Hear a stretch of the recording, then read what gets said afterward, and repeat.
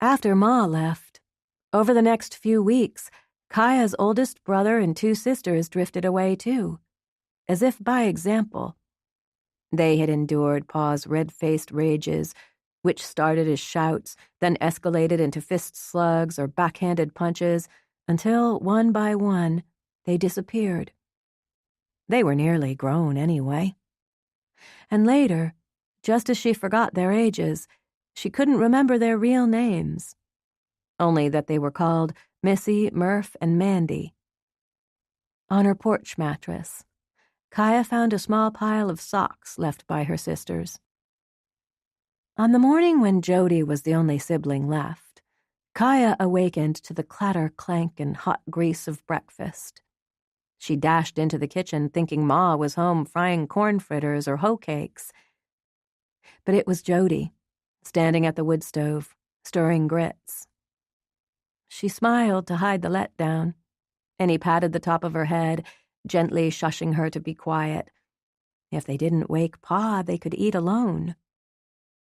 Jody didn't know how to make biscuits, and there wasn't any bacon, so he cooked grits and scrambled eggs and lard, and they sat down together, silently exchanging glances and smiles. They washed their dishes fast, then ran out the door toward the marsh, he in the lead. But just then, Pa shouted and hobbled toward them. Impossibly lean, his frame seemed to flop about from poor gravity. His molars yellow as an old dog's teeth. Kaya looked up at Jody. "We can run. Hide in the mossy place." "It's okay. It'll be okay," he said. Later, near sunset, Jody found Kaya on the beach staring at the sea. As he stepped up beside her, she didn't look at him but kept her eyes on the roiling waves. Still, she knew by the way he spoke that Pa had slugged his face. "I have to go, Kaya. Can't live here no longer." She almost turned to him, but didn't. Wanted to beg him not to leave her alone with Pa, but the words jammed up. "When you're old enough, you'll understand," he said.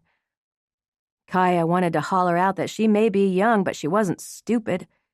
She knew Pa was the reason they all left. What she wondered was why no one took her with them. She'd thought of leaving too, but had nowhere to go and no bus money. "Kaya, you be careful here. If anybody comes, don't go in the house. They can get you there. Run deep in the marsh, hide in the bushes. Always cover your tracks. I learned you how, and you can hide from Pa, too." When she still didn't speak, he said goodbye and strode across the beach to the woods. Just before he stepped into the trees, she finally turned and watched him walk away. "This little piggy stayed home," she said to the waves. Breaking her freeze, she ran to the shack, shouted his name down the hall, but Jody's things were already gone, his floor bed stripped bare. She sank onto his mattress, watching the last of that day slide down the wall. Light lingered after the sun as it does, some of it pooling in the room, so that for a brief moment the lumpy beds and piles of old clothes took on more shape and color than the trees outside. A gnawing hunger, such a mundane thing, surprised her. She walked to the kitchen and stood at the door. All her life the room had been warmed from baking bread, boiling butter beans, or bubbling fish stew. Now it was stale, quiet, and dark.